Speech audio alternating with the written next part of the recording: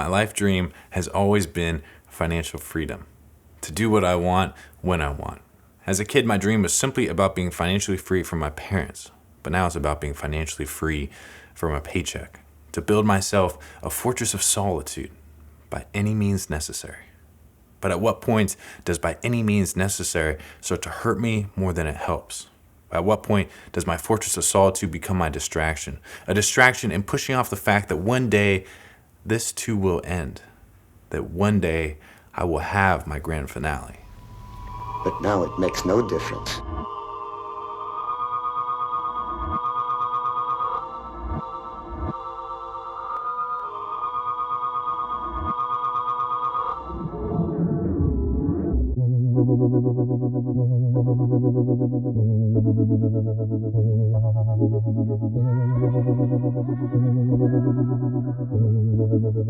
One of the proudest moments in my life was when I turned 20 and I was able to say I was completely financially independent from my parents.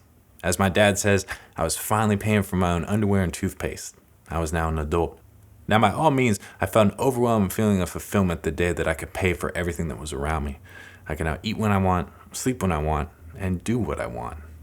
But soon enough, I realized that my paycheck was now what my parents had been in my life previously.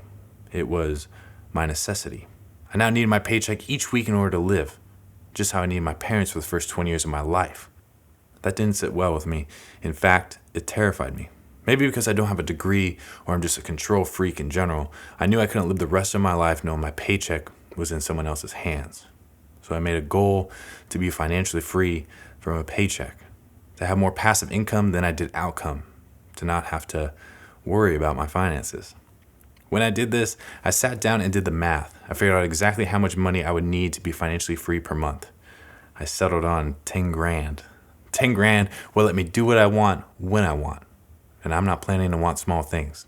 To get to that 10 grand, I was going to listen to the advice that I heard from Robert Kiyosaki when I was 13 years old reading his book. I began to look at my environment and see where I had a natural leg up. Where was my comic book library? For me in my life at the time, the answer was real estate. As you may or may not know, here in California, we're having a major real estate problem because of the lack of space. That knowledge combined with my dad's background in real estate, and I quickly realized that real estate was my comic book library. And I was going to use that comic book library to get 10 houses by the time I was 30 years old. I calculated that with the rental income of 10 houses, minus escrow payments, mortgage, and occasional fixes, I would have 10 grand a month of passive income. I would be free. I had been working extremely hard these last 5 years since I turned 20 and made this grand plan. I have sacrificed much, potentially too much. I still drive the same van I used to live in. I still wear the same white tees. I still only have my toothbrush branded watch. I'm sacrificing in my life now in order to benefit later. And even though I might channel my inner Elon and not make my deadline by 30, I'm still making progress and moving forward. And that is what matters to me. Nowadays, with each paycheck, I use that paycheck first and foremost to invest in myself by investing in my future. Through this journey, I've learned something very interesting about myself, and that is that it's extremely hard for me to stay focused. I love the beginning of a goal, but I have severe trouble following through. But when I put myself in financially difficult positions, I become hyper-focused.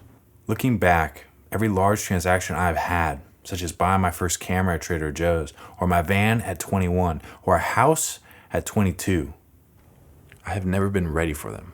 Those purchases knocked out my bank account every time, and as a result, all distractions in my life fall by the wayside as I focus on regaining my feet before foreclosure catches up with me. But with each decision I make, each job I take, and financial step I gain to get closer to my dream, the more I see the reality that awaits me in true financial freedom, in my fortress of solitude.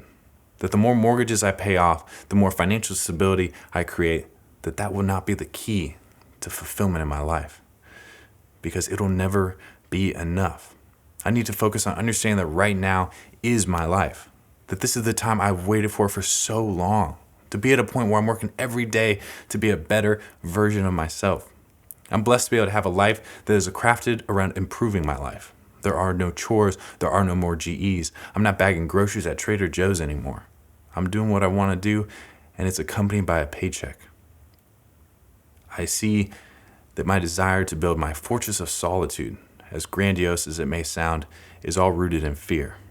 It's fear that my imposter syndrome will become my reality, that my union will fold, that I will never work in this town again, that I'll have to move back into my van, that I will not be able to stand on my own 2 feet and provide for my basic needs.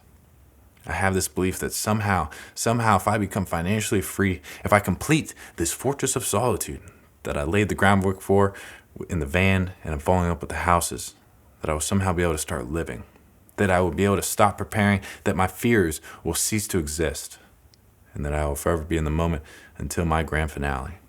That financial freedom will heal all vulnerabilities and fear that manifests in my life. That will be all I was meant to be. I'll be okay if I lose my job. I'll be okay if my union folds. I'll be okay if I never work in this town again. I'll be okay, but not preferred, if I have to move back into the van. The fears that govern my life only manifest in my mind, and they are all that holds me back in this world. I see that I don't need a fortress of solitude to find solitude. I just need to stop chasing and learn to let go. I'm learning in life there's a very fine balancing point between living and preparing. Learning to live in the moment and squeeze it dry while still acknowledging that I might not have another breath after this one. Yet understand that I might actually live to see 73 years of age, that I might be able to survive outside of this red room. Let